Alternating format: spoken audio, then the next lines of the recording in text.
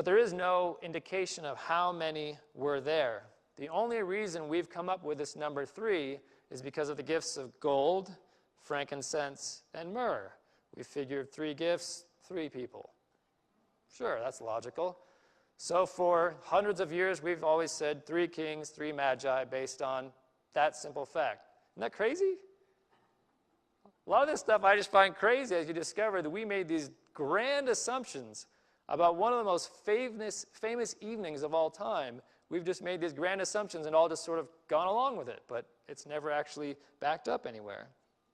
This is also interesting. I don't know if you can see the blue arrow there, pointing at a camel who's hanging out in the back there. And in almost every depiction we see of the 3 kings or the wise men, we see them with camels, either riding camels or pulling camels behind them or sitting by the manger with the camels. But the Bible doesn't mention any camels either. There's no mention of camels. It actually does mention some other animals are there, but it does not mention any camels.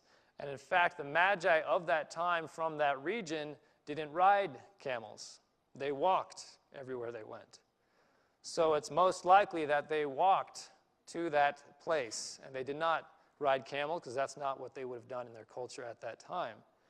And so they were following a star, but we have Google Maps. So roughly the region that they would have started from is actually Baghdad in Iraq. And they would have ended up in the Bethlehem of Galilee, which we still have today.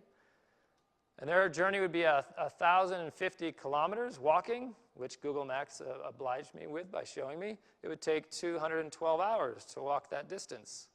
So we can say that was about the journey they did to make it to that location. Now, if you're following a star, we assume then you have to be traveling at night, right? And it's only dark for about 12 hours during a day, so that means they could only travel for about 12 hours a day in order to be able to follow that star at night. But we also know that you always have to stop for potty breaks and roadside junk food anytime you're on a road trip like that. So you're going to knock off about an hour, so we're going to say they're traveling about 11 hours a day to make this journey.